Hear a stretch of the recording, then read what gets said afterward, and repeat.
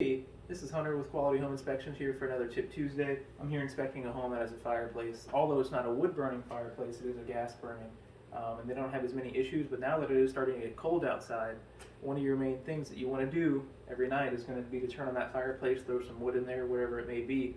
But the one thing that we do recommend every year right before it starts to get cold is to have a professional chimney sweep come out and either clean out your flues and clean out your firebox and everything like that, so that whenever you do start to burn wood, gas, whatever it may be, to not have any of that soot still left over that may cause it to flame up or have any issues, and just frankly being safe for your family.